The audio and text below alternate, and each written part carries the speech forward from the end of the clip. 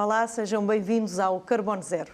Hoje vamos falar sobre o programa de apoio ao investimento na melhoria da eficiência energética do Instituto Nacional de Saúde, Dr. Ricardo Jorge. É o instituto mais antigo do país, com mais de 100 anos, e até hoje tem por função ser o laboratório do Estado e o Observatório da Saúde em Portugal. O repórter Tiago Belim foi visitar a sede do Instituto Ricardo Jorge, em Lisboa, e mostra-nos os planos de ação para uma melhor ecoeficiência. A eficiência energética e o consumo de energias renováveis são cada vez mais objetivos do Instituto Nacional de Saúde, Dr. Ricardo Jorge, que vai investir até 2020 cerca de 2.300.000 euros nestas novas formas de energia. Pergunto-lhe de que forma é que isso está e vai ser feito. Bom, nós começámos em 2017 com uma candidatura ao POCUR, que está alinhada com programas do Governo, como por exemplo o EcoAP, portanto, que prevê a redução de 30% dos consumos energéticos em edifícios da administração pública e, portanto, alinhados com essa política e na perspectiva das poupanças energéticas que queremos fazer. Como eu disse, em 2017 candidatámos a uma candidatura do POCUR e vamos fazer 5 medidas. Portanto, vamos fazer 3 medidas de AVAC, a substituição do AVAC nos edifícios de serviços, nos edifícios laboratoriais, e também vamos instalar uma central fotovoltaica, portanto vamos substituir a iluminação por retrofit LED. Que impacto é que estas medidas vão ter no consumo energético do Instituto?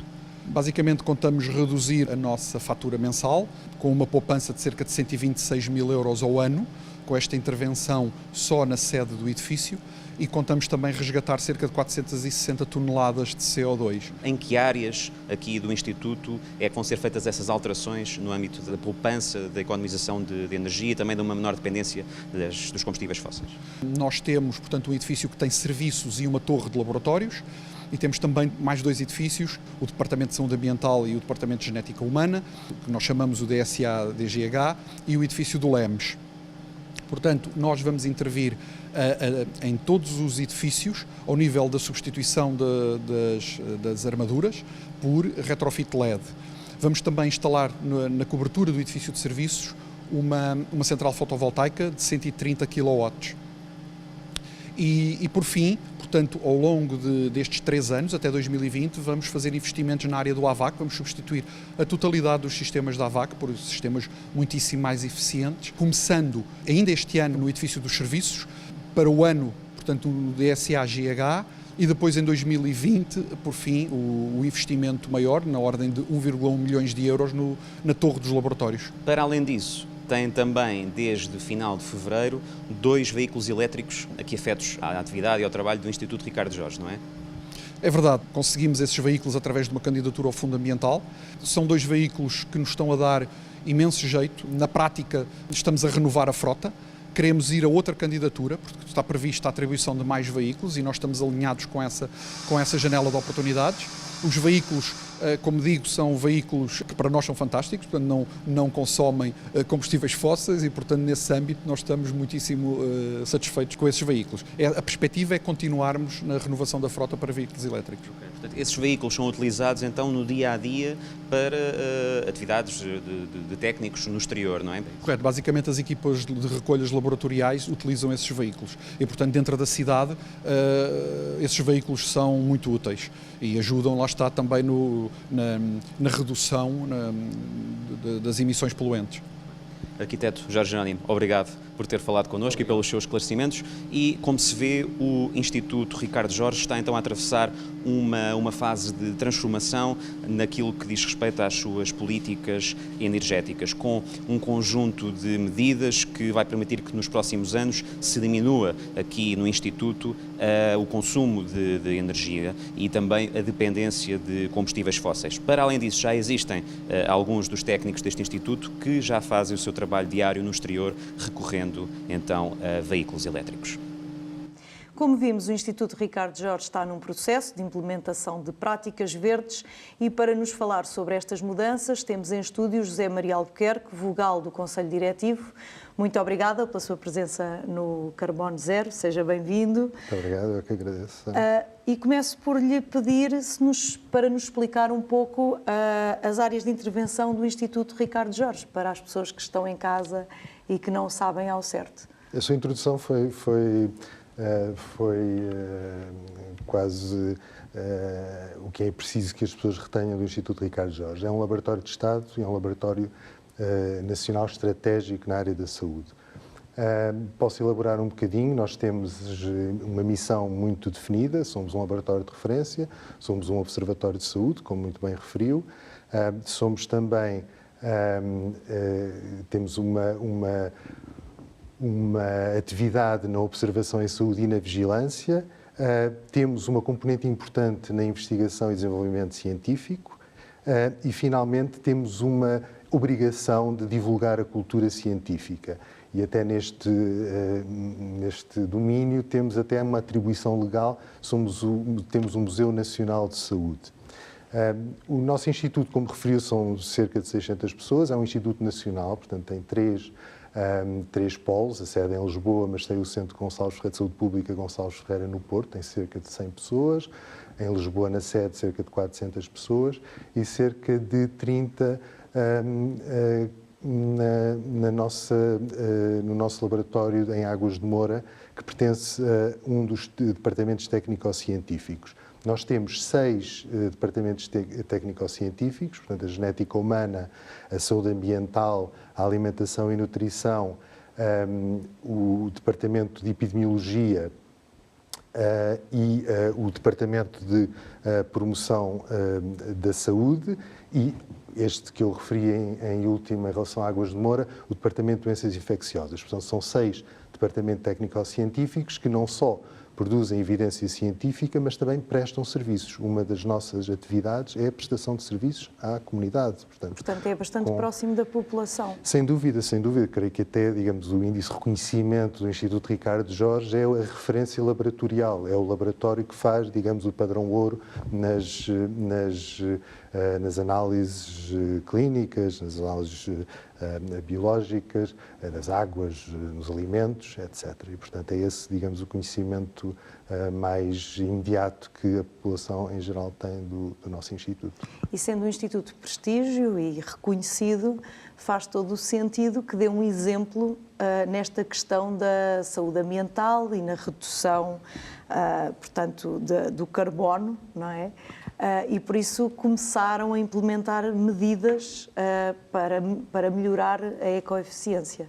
Sem dúvida, Sana, e devo-lhe dizer que, digamos, esta população, que acho que fica relativamente evidente da descrição que quer a Susana que eu fizemos do Instituto, nós somos uma casa exigente e, portanto, digamos, as alterações climáticas a que, digamos, estas medidas se propõem mitigar e controlar e viver com, acabam por entrar no nosso Instituto de diversas maneiras, quer dizer, as emergências de novos vetores que são, digamos, as doenças infecciosas com a questão da alteração da temperatura, com o aquecimento global, entra pelo Instituto no seu departamento de doenças infecciosas, por exemplo, no departamento de alimentação e nutrição, a questão da segurança, o safety and security dos alimentos no departamento, e nem falei ainda do departamento de saúde ambiental. Portanto, é qualquer coisa que nós, digamos, temos uma facilidade de compreensão do que está em jogo, basicamente, e, portanto, foi relativamente fácil nós assestarmos, digamos, os nossos departamentos técnicos para estas candidaturas que, digamos, ficaram disponíveis. Há estratégias nacionais e essas estratégias, digamos, este programa operacional, como sabem, um dos que referiu do POCUR e que foi referido na peça, é um programa operacional, um dos 16 da Estratégia Global Portugal 2020, e justamente nós candidatámos a um programa que tem as 3 componentes que o meu colega há pouco referiu na peça e que justamente pretende, digamos, assestar em 3 áreas, digamos, prioritárias para a sede, porque a sede, como referiu no início, a sede não é da Fundação, obviamente, mas é de 73, portanto tem já 45 anos. Nós temos a delegação do Porto, é muito mais jovem, tem 15 anos, o edifício é muito mais moderno, e a delegação de Águas de Moura tem apenas nem 10 anos. E, portanto, foi, digamos, assestada a atenção para o nosso edifício sede, que, como viram, tem elementos quase de arqueologia industrial, a vossa peça ilustrou isso muito bem, mas temos que viver, quer dizer, já houve algumas mudanças, por exemplo, do fuel oil para o gás natural, aquelas caldeiras que viram já são alimentadas a gás natural, mas hoje é preciso, digamos assim, subir a parada e estarmos alinhados com estratégias nacionais que nos põem à disposição algumas linhas de financiamento. Obviamente que é um esforço da instituição conseguir o envolvimento, o envelope financeiro deste Programa Operacional da Sustentabilidade, Eficácia e Uso de Recursos, o POCUR, para a nossa candidatura. É um projeto de 2,3 milhões de euros. Exatamente, ele portanto é um esforço, obviamente este esforço é um investimento total, que é comparticipado a 95%, e tem uma forma de subvenção reembolsável a 21 anos, portanto há uma certa relação no tempo, e as 3 ações foram aquelas que o meu colega referiu, não sei se quer que eu as enumere muito bem. Portanto, a ideia é, digamos, enquanto falamos, estamos a preparar, digamos, a abertura de concurso público para a primeira fase. Portanto, vai haver 4 fases com financiamento e diferentes, digamos assim, e a primeira vai ser justamente, como o meu colega referiu, a central fotovoltaica de autoconsumo de 130 kW. Sim, será que vos permite ficar autónomos a nível de... Não, mas isso permite 20% da diminuição da nossa dependência da rede. Só esta central fotovoltaica. Como referiu também na peça, como foi referido na peça, há também uma substituição da iluminação interior e exterior por retrofit LED. E, finalmente, há digamos, reconversão, a substituição, melhor dizendo, de todo o sistema de aquecimento, ventilação e ar-condicionado. E, portanto, isto é faseado até 2020, não é? E, portanto, a primeira fase são 340 mil euros, depois há uma segunda fase semelhante, há uma terceira fase um pouco mais robusta, 280 mil euros, com a questão do edifício, dos edifícios que são desagregados. Temos um campus, portanto, temos alguns edifícios que têm um corpo central e outros anexos. E, finalmente, há digamos, o final do edifício central dos laboratórios, que será junto a 2020, com a questão da substituição dos AVACs. Como referiram na peça, nós vamos ter, com esta ação, digamos, uma promoção de 2 furos, digamos assim, na classificação de eficiência energética do edifício. Portanto, vamos pretender passar de C para B. E vamos permitir, com isso, fazer a tal captura, enfim, o resgate do CO2 de 460 toneladas, como referiram na peça. Isto equivale mais ou menos a nós tirarmos de circulação, isto anualmente, cerca de 100 veículos comuns. O que faz toda a diferença a nível da poluição. Justamente. E, portanto, e como referiu o meu colega, os tais 126 mil euros da nossa conta de gás e eletricidade... Que vão poder ser poupados anualmente. Vão ser poupados, e isto, obviamente, é cerca de 1/3. Portanto, vai ser qualquer coisa de relevante para a nossa gestão.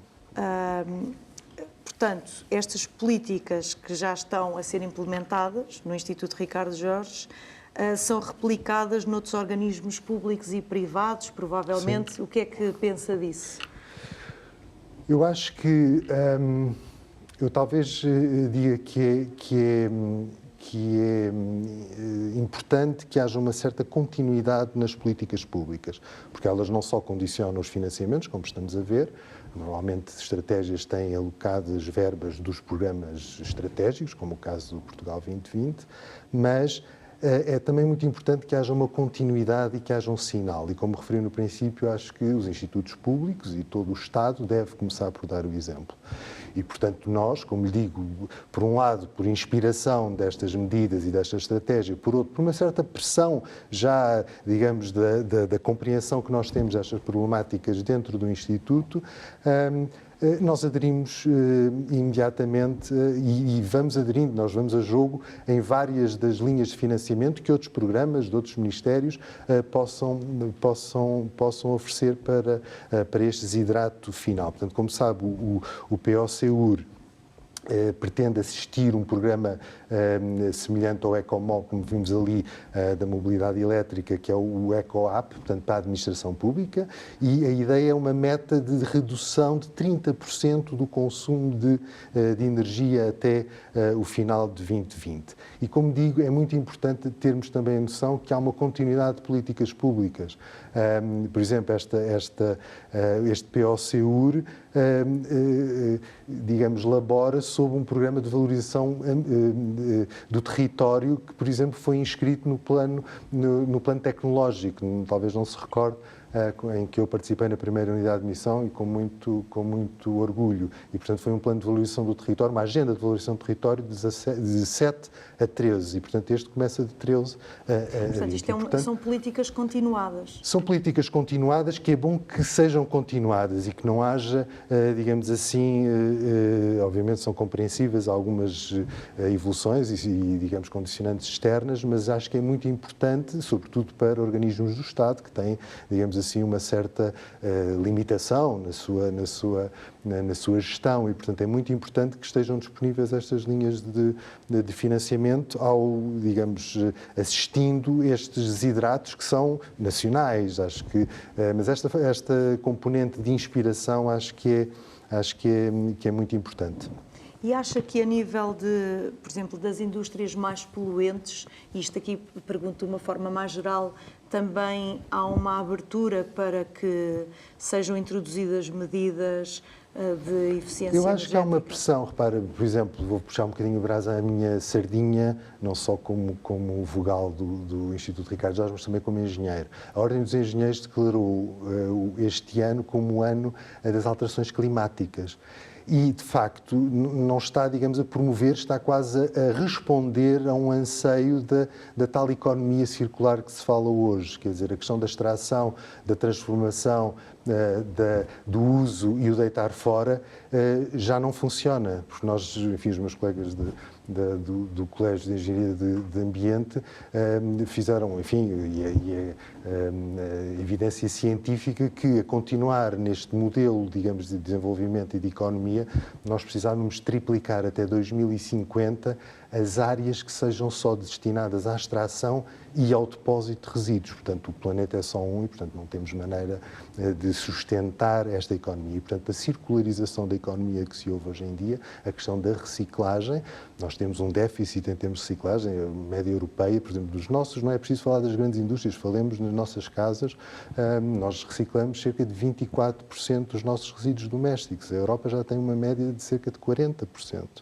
E acho que todos os programas que possam haver, toda a sensibilização da população em geral, cria uma pressão e, de facto, há que ser sustentável e, portanto, a ideia é nós conseguirmos que este desenvolvimento não seja à custa, digamos, de estarmos a diluir no tempo os impactos ambientais, é assumirmos hoje a nossa responsabilidade, mas, como dizia o Björn Lomborg, não fazer isso, digamos, atabalhoadamente nem em stress, fazer as ações que são execuíveis e, obviamente, é muito importante que haja estratégicas públicas que também emanam da Comissão Europeia, como é óbvio, a decisão, aliás, do POCUR foi uma decisão de execução da Comissão Europeia em finais de 2014 e, portanto, estes programas do Portugal 2020 ajustaram-se também a essas orientações.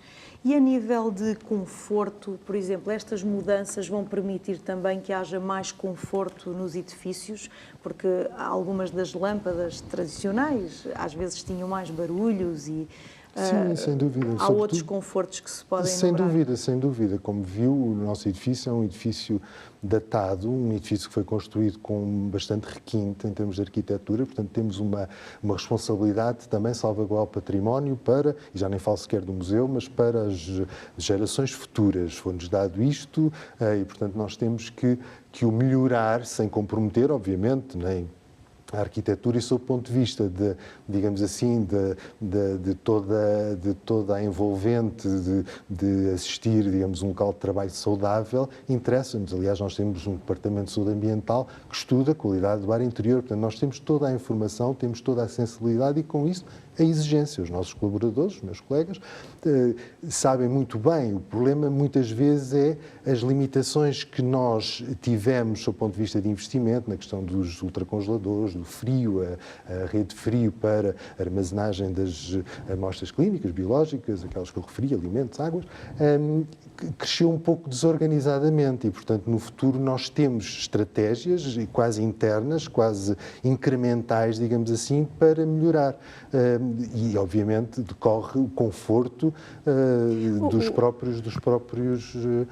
próprios colaboradores e dos edifícios, obviamente. O facto de passar de uma certificação energética Exatamente. de C para B já é uma exigência grande. Claro, a minha casa, eu vivo numa zona histórica de Lisboa, a minha casa foi certificada em D e, portanto, fiquei até já agradavelmente entusiasmado com a questão de nós termos estes hidratos subir 3 furos, portanto B, B menos e C. Porque isso permite que seja muito mais, que haja um conforto diferente, portanto. Sem dúvida, e a vivência, nós passamos muitas horas, os nossos colaboradores passam muitas horas nos laboratórios e obviamente há uma preocupação, e é uma preocupação que tem sido, de facto, não direi comprometida, mas que há uma pressão justamente do querer fazer mais e do estar a produzir mais, o que tal crescimento orgânico, e está no horizonte até da nossa gestão, deste Conselho Diretivo, nós podemos promover, por exemplo, uma sala de frio, em que vamos deixar de ter, digamos assim, o apor térmico que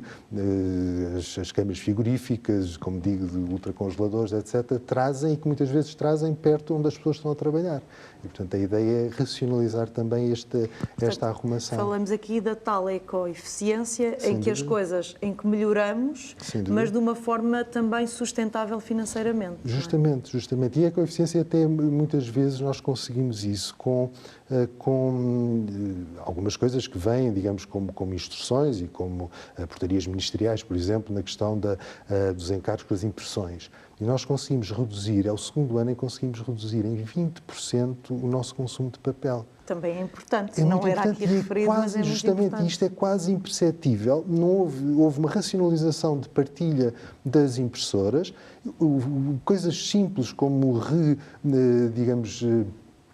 desenhar a questão das propriedades e, portanto, imprimir frente e verso, e é o segundo ano em que conseguimos uma redução, e está a ser aferido pela Administração Central dos Serviços de Saúde, a CSS, e, portanto, é muito interessante. Outro exemplo, por exemplo, é a questão de nós podermos potenciar alguns dos instrumentos que já temos ao nosso dispor, como seja, por exemplo, uma aplicação de gestão documental para desmaterializar os processos administrativos internos. Nós temos o documento, temos até uma versão muito robusta e que não está esgotada a sua capacidade. E, portanto, nós vamos conseguir desmaterializar a tal senda contra o uso do papel, nós estamos, digamos, a enfrentá-la e, portanto, estamos quase, não direi imperceptivelmente, porque os números encorajam-nos, mas sem mudarmos, digamos assim, drasticamente o que estamos habituados. Claro que ajuda a termos um aviso que precisa mesmo de imprimir esta mensagem, se calhar não, mas, e portanto isso está a ser incorporado. Criar uma consciência nas pessoas também, sem uma dúvida. Consciência social. Também mais essa, eu diria, no nosso caso. Além disso, portanto, dentro dos edifícios tem todas essas medidas, fora, voltando aqui um bocadinho à frota automóvel, com estes 2 carros, portanto, da mobilidade elétrica, a ideia qual é? É que toda a frota automóvel se torne elétrica, com abastecimento, portanto, no próprio local, no Instituto? Qual é a perspectiva de futuro? Vamos ver. Nós estamos dependentes também da robustez da tecnologia que é oferecida. Nós, a par do que nos é oferecido, nós tentamos, e acho que já ilustrei isso suficientemente, tentamos esgotar todas as nossas possibilidades, a tal idade de jogo que eu referia, em todas as suas vertentes.